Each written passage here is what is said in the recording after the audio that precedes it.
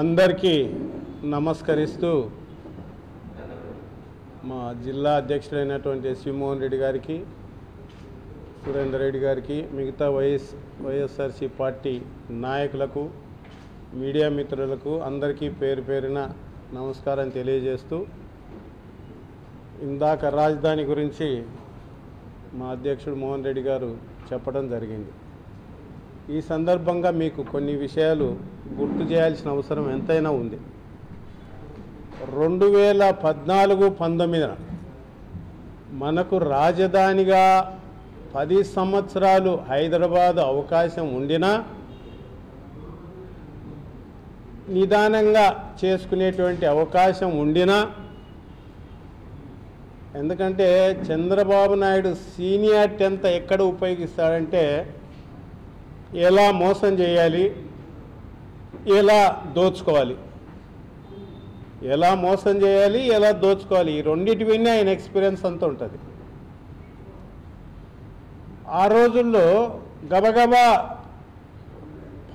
హైదరాబాదులో తన guest house కొరకు కోట్ల రూపాయలు ఖర్చు పెట్టాడు, సెక్రటేరియట్ కొరకు కోట్ల రూపాయలు ఖర్చు పెట్టాడు.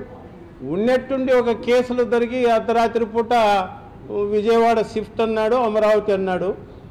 రాజధాని పేరు మీద చెప్తే తప్ప దోచుకోలేము. ఎందుకంటే అప్పుడే విడిపోయింది, అప్పులున్నాయి, నగదు లేదు, ఉట్టి చేతులతో వచ్చినాం అన్నట్టుగా ఉట్టి చేతులతో అయినా సరే దాంతో ఇసుకలో తైలం వింటూ ఉంటారు చూడు. బాగా జగమెరిగిన నేత చంద్రబాబు నాయుడు గారు. అట్లా రాజధాని పేరు చెప్పి 5 సంవత్సరాలు 2014 నుంచి 19 వరకు మీరు గమనిస్తే వాళ్ళకు కావాల్సినటువంటి మీడియాలో పొద్దున్న లేస్తే అన్ని గ్రాఫిక్సే. ఐకాన్లు అంటారు, బ్రిడ్జిలు అంటారు, 50 అంతస్తుల భవనాలు అంటారు, 100 అంతస్తుల భవనాలు అంటారు.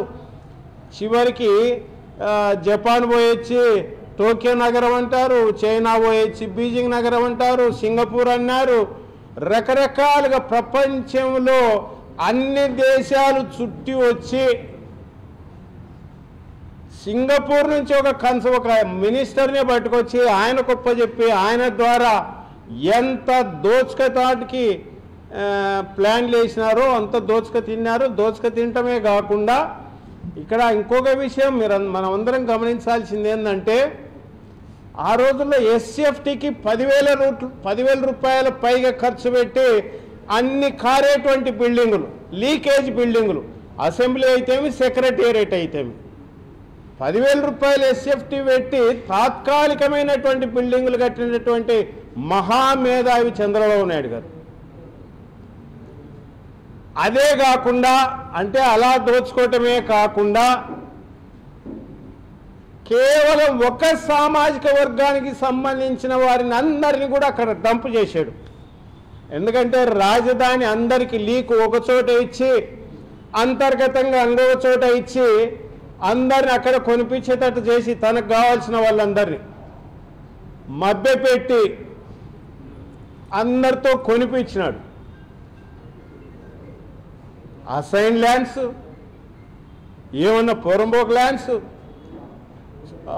మా చుక్కలున్న భూములు, వీటన్నిటిని కూడా వాళ్ళ అల్లతో అందరితో కొనిపించి ఇక్కడే రాజధాని అని చెప్పేసి మొత్తం అక్కడే కాన్సన్ట్రేట్ చేసినాడు.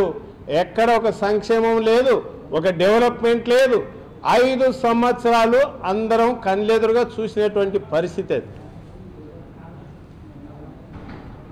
ఈ తర్వాత ఇదంతా గమనించే ఆయన ఇంటికి పంపించినారు. జగన్మోహన్ రెడ్డి గారు ముఖ్యమంత్రి అయిన తర్వాత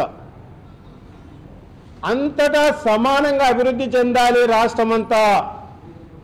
ఎందుకంటే ఎన్నోసార్లు మోసపోతున్నాం, పదే మళ్ళీ మోసపోకూడదు. ఒకసారి చెన్నై నుంచి తరిమేస్తే కర్నూలుకు వచ్చి పడుతుంది, కర్నూలు నుంచి విడిపోయి హైదరాబాద్కు పోయి పడుతుంది, మళ్ళీ హైదరాబాద్ నుంచి తన్నితే మళ్ళీ అమరావతిలో వచ్చి పడుతున్నాం. అమరావతి ఒక్కదాన్నే కాన్సన్ట్రేట్ చేసి ఖర్చు అంతా అక్కడే పెట్టేస్తే మిగతా రాష్ట్రమంతా ఏమైపోవాలనేటువంటి ఉద్దేశంతోనే అన్ని ప్రాంతాలు సమానంగా అభివృద్ధి చెందాలని ఆయన విశాఖపట్నం ఆర్థిక రాజధానిగా చేయాలి, శాసన రాజధానిగా కర్నూలు రాయలసీమ చేయాలి, న్యాయ రాజధానిగా కర్నూలు చేయాలి, శాసన రాజధానిగా అమరావతిని చేయాలన్నట్టుగా అన్ని ప్రాంతాలు అభివృద్ధి చెందాలన్నట్టుగా ఆయన చేస్తే ఇవాళ మొత్తం కాన్సంట్రేషన్ అంతా కేవలం ఒక అమరావతి. ఎందుకంటే ఏదైతే తనకు కావాల్సిన వర్గమంతా అక్కడ ఉందో, భూములు కొన్నారో వాళ్ళకందరికీ లాభం చేకూర్చాలి. ఇప్పుడు ఈ మధ్య కాలంలో ఇంకొక పాట పాడుతున్నారు. మనమేంటి, మనం ఆర్థిక స్థితిగతులు ఏంటి, ఇవన్నీ ఏమి అంటే తెలిసిన కానీ మభ్య పెట్టడం. ఆయన ఇందాక చెప్పాడు అంటే కరెక్ట్గా డేట్లో పుట్టినాడు మరి ఆయన. అవి ఆటోమేటిక్గా అది బాడీలో ఉండింటాయి, అది పుట్టినాడు కాబట్టి. మళ్ళీ ఇప్పుడేం తెలుసా, ప్రపంచ లేకల్లా గొప్ప రాజధాని నిర్మిస్తాడంట. ఏమన్నా ఎట్టనవ్వాలా చంద్రబాబు నాయుడు గారు ఇంత ఎక్స్పీరియన్స్ పెట్టుకొని. ప్రపంచం లేకల్లా ఇంట్లో తిన్నీకే మెతుకులేదురా స్వామి, పచ్చడన్నం పెట్టుంటే నిన్ను ఫ్లైట్లో తీసుకెళ్ళి పంచభక్ష పరిమాణాలు బిర్యానీలు పెడతాను అన్నట్టుగా ఉంది.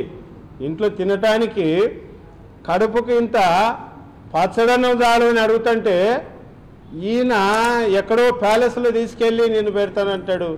ఎట్ట సాధ్యమయ్యే పనులు ఇవన్నీ కూడా. అంటే ఇంకా మభ్య పెట్టాలా, మోసం చేయాలా, ఏదో రకంగా కర్నూలుకి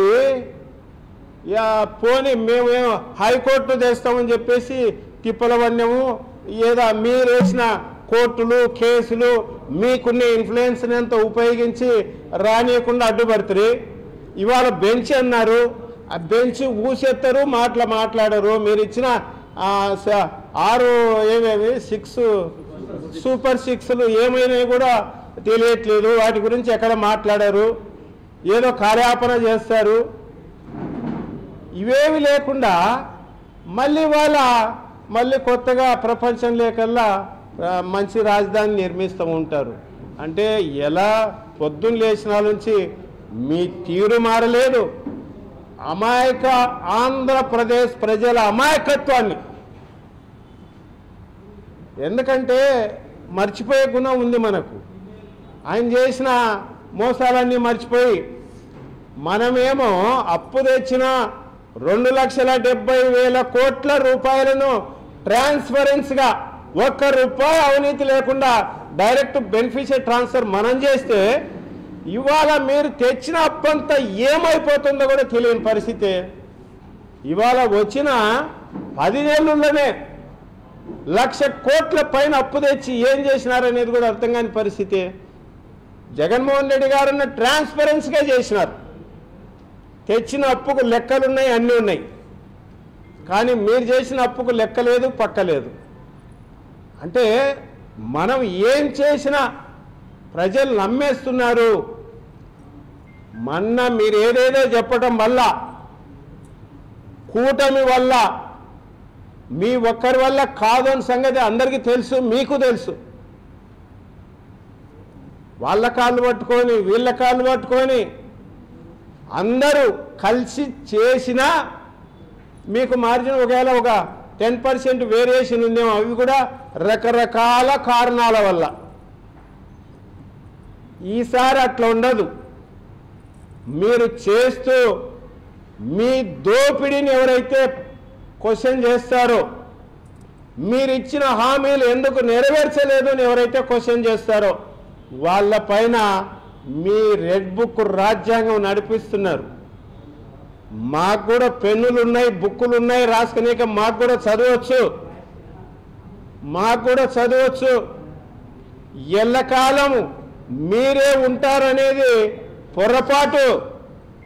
ఖచ్చితంగా నెక్స్ట్ జమిలీ ఎలక్షన్ రాని, రెగ్యులర్ ఎలక్షన్ రాని, బంపర్ మెజారిటీతో చెప్తున్నాం, ఖచ్చితంగా జగన్మోహన్ రెడ్డి గారు ముఖ్యమంత్రి అవటం ఖాయం. మళ్ళీ మీ తాట వలసటం ఖాయం అనే సంగతి కూడా తెలియజేస్తున్నా. గుర్తుపెట్టుకోండి, ఎప్పుడు కాలం వెలుతురు తర్వాత చీకటి వస్తుంది, చీకటి తర్వాత వెలుతురు వస్తుంది. మీరు కూడా అది ఎరిగి ప్రవర్తించండి అని చెప్తున్నాం. 2019 ఆయన టైం మార్చిలో అయిపోతుంది, జనవరిలో నోటిఫికేషన్లు ఇస్తాడు గుండ్రేవులకు వేదవతి ప్రాజెక్టుకు. మరి సంవత్సరం అయిపోయింది, ఎందుకు మొదలు పెట్టలేదు? మీరు ఇచ్చిన జీవోలే కదా, ఎందుకు మొదలు పెట్టలేదు అని అడుగుతున్నాం. ఇవి మొదలు పెట్టడు కానీ మళ్ళీ కొత్తగా బనకచెర్ల డ్యాంకు ఎక్కడి నుంచో నీళ్ళు తెస్తాడంట 80,000 కోట్లతో. అంటే ఎంతకాలం వినేవాళ్ళు ఉన్నారు కదా అని ఎంతకాలం అబద్ధాలు చెప్తారు ఈ రకంగా? అయిపోయింది, ఇవి మీకు లాస్ట్ అవకాశం. ఇప్పుడన్నా బాగా పరిపాలన చేస్తారని అనుకున్నా కానీ మీ తీరు ఏమాత్రం మారలేదన్న సంగతి మరొకసారి అర్థమైంది. ఖచ్చితంగా వైఎస్ఆర్సీ పార్టీ ఎక్కడ కూడా చెదరదు, బెదరదు అనే సంగతి మరొకసారి మీకు తెలియజేస్తున్నాను.